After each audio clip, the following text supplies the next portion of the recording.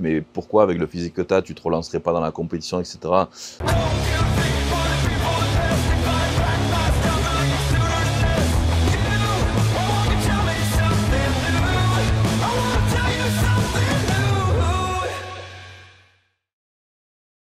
Hello les amis, aujourd'hui on se retrouve pour une vidéo tranquille, posée à la maison et je voulais vous partager mon expérience et puis aussi tout ce que j'ai appris d'Arnold.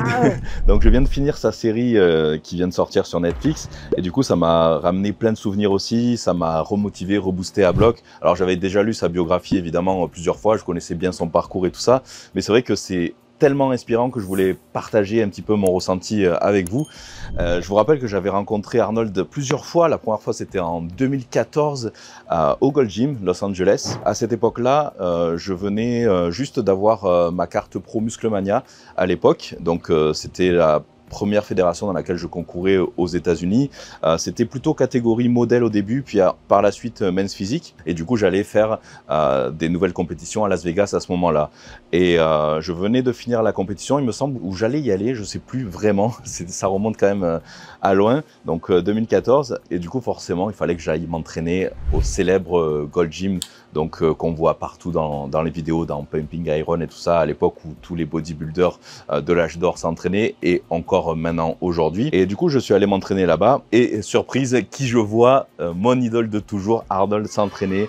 Et donc là, pour moi, c'était le Graal, quoi, parce que c'est vrai que c'est quelqu'un qui m'a vraiment inspiré depuis mon adolescence. Et c'est grâce à lui, entre guillemets, que j'ai pu réaliser tout ce que j'ai fait aujourd'hui, parce que je me suis vraiment inspiré de son parcours pour justement venir aux États-Unis, etc. C'est vrai que je suis parti qu'à l'âge de 30 ans, parce que juste avant mes 30 ans, j'avais peut-être pas forcément la possibilité non plus, financière aussi, etc. Et puis j'étais pas vraiment stable et surtout j'avais pas de vision vraiment précise et claire. Et c'est ça qu'il faut retenir de la série, c'est qu'il avait cette capacité de visualiser les choses de façon tellement précise qu'il est arrivé à tout en fait. Autant dans sa carrière de bodybuilding que dans sa carrière d'acteur, que dans sa carrière ensuite politique. C'est qu'à chaque fois il avait une vision très très claire de ce qu'il voulait atteindre, de ses objectifs. Et ça m'a vraiment marqué. Et c'est vrai que avant mes 30 ans, j'avais pas une vision hyper précise, on va dire, de ce que je voulais réellement. J'avais plein d'objectifs, je voulais faire plein de choses en même temps, je faisais de la musique à l'époque, j'avais un groupe et tout ça. Bien sûr, le coaching, j'en ai toujours fait aussi parce que c'est ma formation depuis très longtemps. J'ai passé un master STAPS, etc. Et puis tous les diplômes de préparateur physique de sportifs de haut niveau, les brevets d'état de musculation, culturisme, etc. Donc c'est vrai que c'était quand même malgré tout mon socle, on va dire, de départ. Et ensuite, j'avais commencé mes premières compétitions en France en 2004, où c'était vraiment, à l'époque, il n'y avait que bodybuilding, il n'y avait pas de men's physique, ni de modèle, etc. Je faisais quand même beaucoup de choses, aussi du karaté, je voulais faire du cinéma, j'essayais de trouver des petits rôles ou de la figuration, etc. Et je me disais que en faisant de la figuration, j'allais certainement faire des rencontres et puis que on allait me proposer ensuite des rôles, etc. Et bien sûr, ça n'est jamais vraiment arrivé, disons. J'ai jamais fait de gros rôles au cinéma, ou à part dans des petits films, pas des gros films commerciaux, on va dire, des petits films sans prétention. J'avais entre 18 et 25 ans, on va dire. Mais je m'éparpillais un petit peu partout. Et du coup, à partir du moment où j'ai eu une vision qui commençait à devenir un petit peu plus claire, où enfin j'ai décidé de partir aux États-Unis, de tout lâcher en France, etc. Ça remonte du coup il y a 11 ans maintenant. C'est là que petit à petit, j'ai vraiment eu cette vision où je voulais devenir donc bodybuilder et passer professionnel. Et du coup, avoir ma première carte pro. Et du coup, la catégorie qui me correspondait le mieux à l'époque, c'était le Musclemania, donc c'était des physiques un peu plus fins, etc.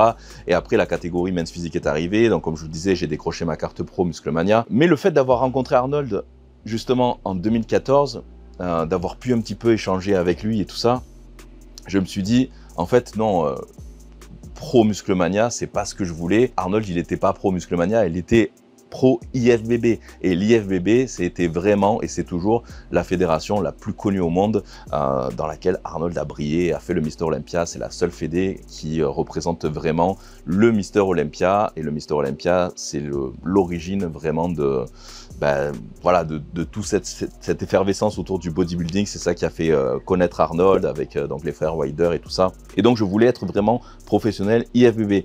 Ma vision, elle s'est vraiment focalisé sur ça et j'ai fait tout ce qu'il a fallu pour obtenir cette fameuse carte pro IFBB. Et vous savez que ça n'a pas été sans mal, hein, pour tous ceux qui me suivent depuis longtemps. J'étais pas américain à l'époque. Ça faisait quelques années que j'étais aux États-Unis, mais voilà, je venais tout juste d'avoir mon premier visa, puis ensuite ma carte verte. Et du coup, en tant que non-américain, ils m'ont dit qu'il fallait que je gagne 5 overall dans la même année pour pouvoir prétendre à avoir la carte pro. Donc autant vous dire que ça m'a calmé direct, mais au moins j'avais cette vision très précise de ce qu'il fallait que je fasse pour pouvoir devenir IFBB Pro. Du coup, je me suis vraiment focalisé là-dessus, même si je savais que ça allait être extrêmement dur, parce que overall, je vous rappelle, c'est vainqueur toute catégorie. Donc il fallait pas non seulement que je gagne une compétition, il fallait que je gagne la compétition dans ma catégorie, plus le toute catégorie ensuite, et ça 5 fois dans la même année. Donc ouais, contre les Américains, dans le pays du bodybuilding, là où il y a vraiment tous les meilleurs, ça allait être vraiment chaud.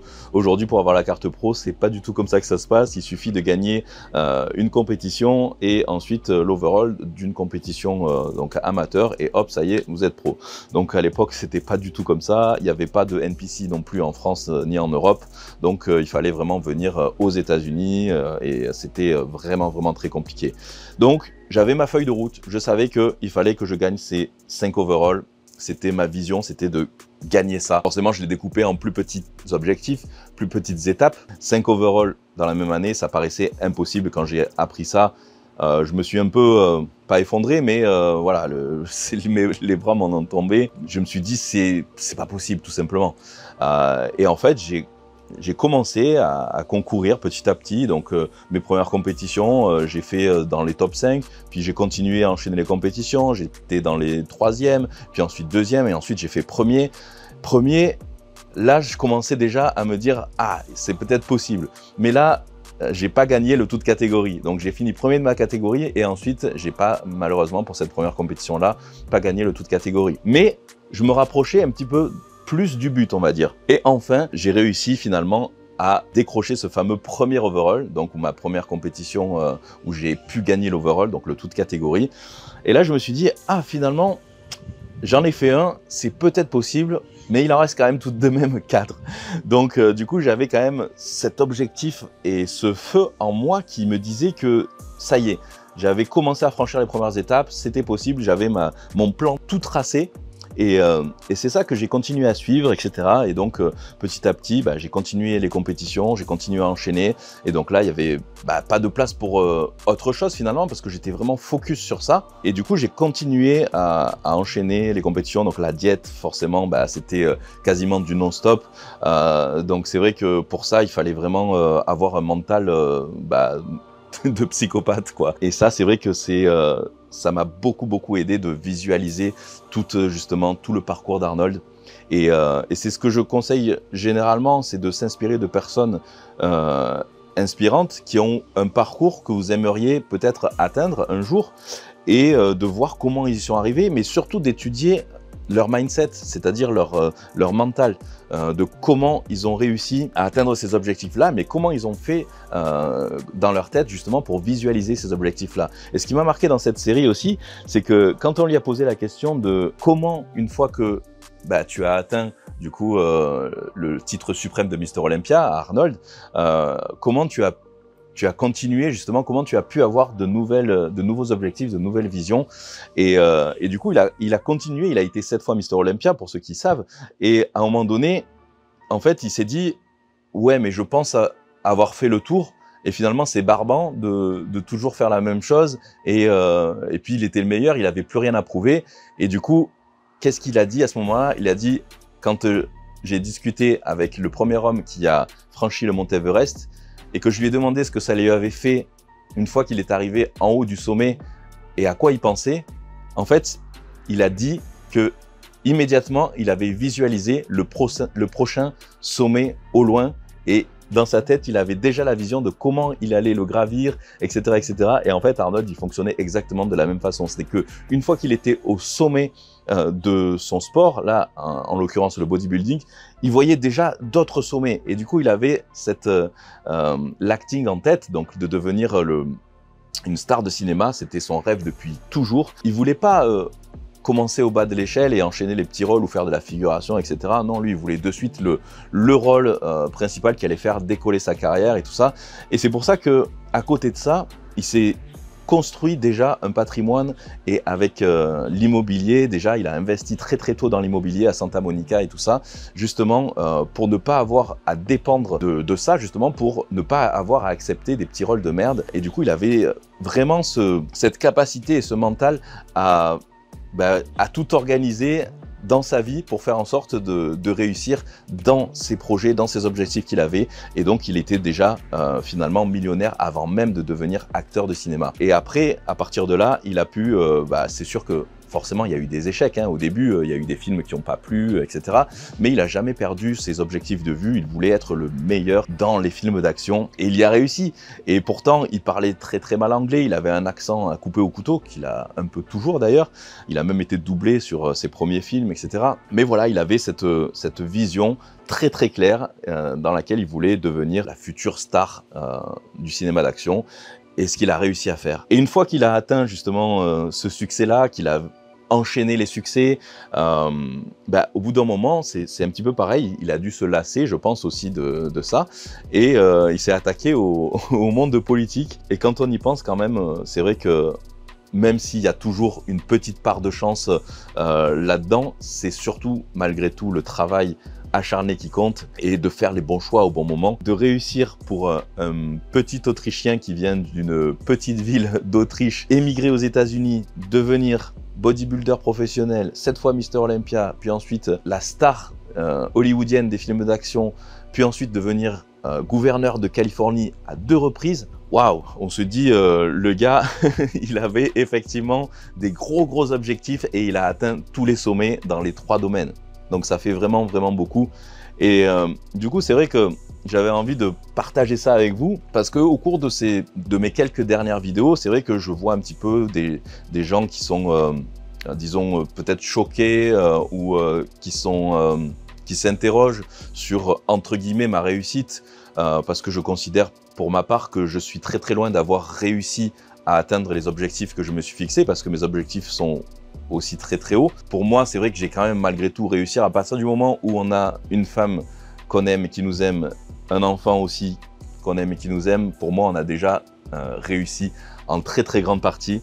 Donc après le reste, c'est que du bonus et c'est que la cerise sur le gâteau. Mais ce que je veux dire, c'est que tout ce que j'ai aujourd'hui, j'ai travaillé très dur pour y arriver. J'avais justement cette vision assez claire que m'a inspiré Arnold. C'est vrai que je suis très loin d'être arrivé à ce que Arnold a fait, mais à mon petit niveau, j'ai quand même malgré tout réussi à avoir une première carte pro, Musclemania, ensuite une carte pro IFBB, et ensuite c'est vrai que j'aurais aimé peut-être faire le Mister Olympia, etc., comme Arnold et suivre vraiment ses traces, mais arrivé à ma carte pro, j'ai fait quelques concours professionnels et je me suis rendu compte que vraiment le niveau était devenu extrêmement élevé. Il allait falloir vraiment beaucoup plus que ça pour pouvoir se qualifier au Mister Olympia.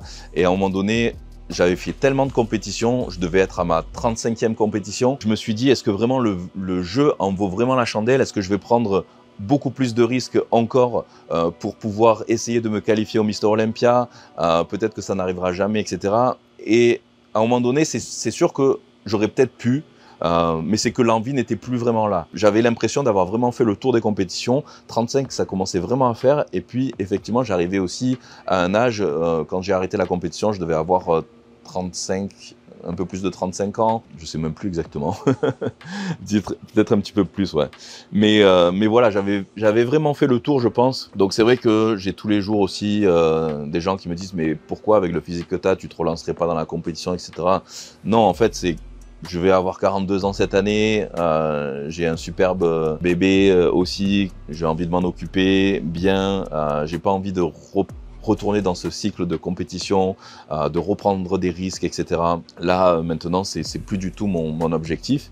Mais voilà, mon objectif, c'est plus de continuer à développer mon business et puis éventuellement, un jour, reprendre aussi le cinéma, même si je sais que je suis encore très loin d'y arriver. Mais pourquoi pas, ça m'a remotivé en fait de revoir cette série. Pourquoi pas un jour, effectivement, j'aimerais vraiment. Mais voilà, en attendant, je voulais partager tout ça avec vous et puis surtout vous montrer que que tout était possible en fait finalement. Il suffit d'avoir une vision très claire de ce que l'on veut, de tracer le chemin pour y arriver et puis de pas s'éparpiller à droite, à gauche et surtout de persévérer parce que c'est vraiment ça qui fait la différence entre quelqu'un qui va réussir dans un domaine et quelqu'un qui va échouer. C'est avant tout, je pense, une question de persévérance parce que j'étais très loin d'être le meilleur dans mon domaine, même sur scène et tout ça. J'étais jamais le plus sec, mais c'est vrai que j'avais cette symétrie qui recherchait en men's physique, donc le fameux V.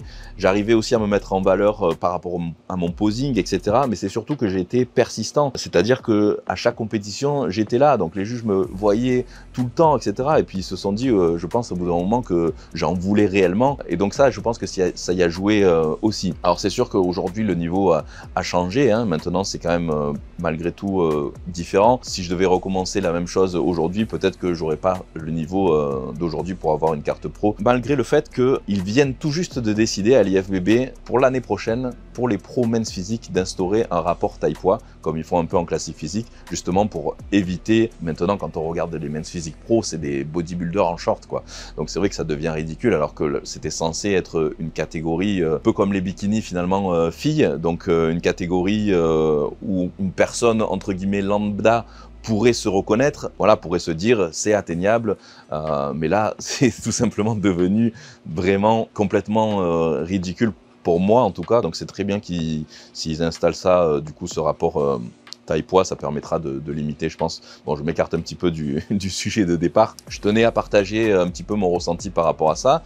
Et puis c'est vrai que dans mes dernières vidéos, je commençais un petit peu à parler de mindset, de la façon dont voir les choses, de la façon dont j'aimerais aussi tourner un petit peu quelques vidéos orientées un petit peu plus développement personnel, business. Je sais qu'il y en a parmi vous qui sont intéressés par ça. Alors évidemment, je continuerai toujours tout ce qui est musculation et tout ça, mais c'est vrai que ça fait plus de 6 ans que j'ai la chaîne maintenant et je pense que j'ai traité de tous les sujets possibles en musculation, en nutrition, tous les groupes musculaires. J'ai fait vraiment le tour de tout ça. Donc c'est vrai qu'on ne va pas inventer de nouvelles techniques, on ne va pas inventer de nouveaux procédés d'entraînement, stratégies, méthodes, etc. Et c'est vrai que ceux qui me suivent depuis le début, vous avez vu quand même que beaucoup de choses ont été partagées de mon côté sur la musculation et la nutrition. Alors je sais, ça peut frustrer certains d'entre vous qui me rejoignent depuis pas longtemps, mais n'hésitez pas à aller voir toutes mes anciennes vidéos, donc vous avez largement de quoi. Mais bon, évidemment, je continuerai quand même à en faire.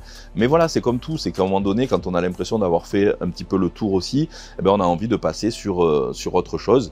Et je sais que ça peut vous intéresser, d'après ce que vous m'avez dit en commentaire sur mes dernières vidéos. Évidemment, il y a toujours des personnes qui sont là pour critiquer et puis qui pensent que en étant coach, comme je l'avais dit dans ma dernière vidéo, ce n'est pas possible de gagner de l'argent ou d'avoir mon lifestyle, etc. Alors juste en guise de comparaison, je regarde les coachs américains qui ont aussi des chaînes YouTube. Et récemment, j'ai vu une chaîne YouTube d'un coach qui s'appelle Wes Watson. Avec son business seul de coaching online et de formation online, il génère 2 millions par mois. Il nous fait visiter aussi sa maison de 30 millions à San Diego, etc. avec toute sa collection de voitures impressionnantes. Et c'est un motivateur aussi, il fait des séminaires et puis il transforme les gens donc en coaching physique, donc comme je le fais moi aussi avec mes élèves, mais également dans leur mindset et également dans leur business. C'est vrai que quand j'ai vu ça, je me suis dit waouh, je suis encore très loin d'avoir atteint mes objectifs aussi. Et je voulais vous parler de ça parce que pour vous montrer qu'il y a des extrêmes aussi dans l'autre sens. C'est-à-dire que un coach, il peut très bien, comme je l'ai dit dans ma dernière vidéo, être coach en salle et gagner le SMIC. Et il peut très bien aussi être multimillionnaire, voire milliardaire, en ayant développé un business tout autour de ça. Et coach dans n'importe quel domaine. Hein. Par exemple, le coach Tony Robbins, le coach de vie, son coaching à l'année, c'est 1 million de dollars. Et il y a une liste d'attente de 5 ans pour pouvoir travailler avec lui.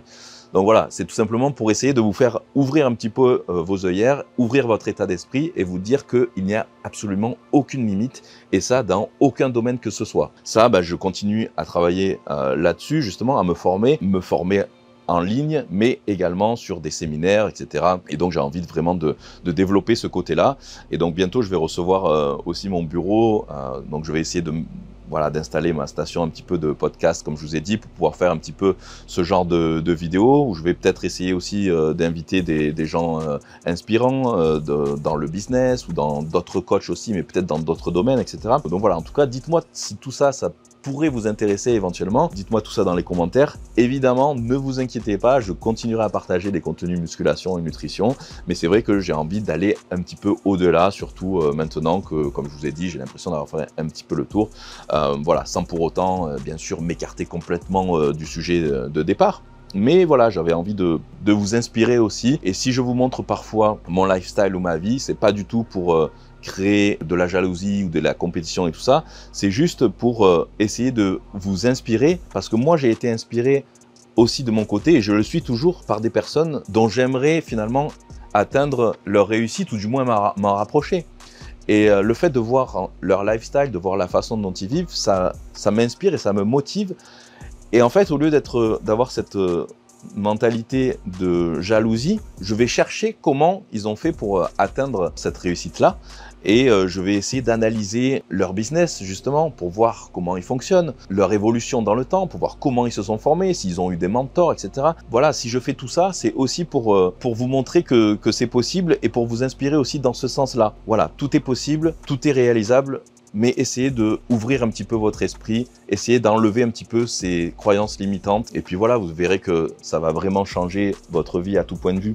En tout cas, c'est mon objectif. J'espère que ça sera atteint. Et je commence à travailler avec certains élèves que j'ai en coaching personnalisé complet, qui à la base étaient avec moi pour une transformation physique. Donc, on a réussi leur transformation physique. Et maintenant, j'essaye également de changer un petit peu leur état d'esprit, leur mindset, de leur ouvrir un petit peu leur état d'esprit pour justement essayer de les aider à réussir dans d'autres domaines et également à développer leur business, etc. Et donc, c'est quelque chose que je suis en train de mettre en place petit à petit et que dans le futur, j'aimerais agrandir. Donc voilà les amis, je suis désolé, j'ai fait une vidéo, je sais même pas combien de temps elle a duré, j'ai pas arrêté de parler. En tout cas, voilà, dites-moi dans les commentaires si vous voulez voir d'autres vidéos un petit peu de ce genre, sur quel sujet aussi.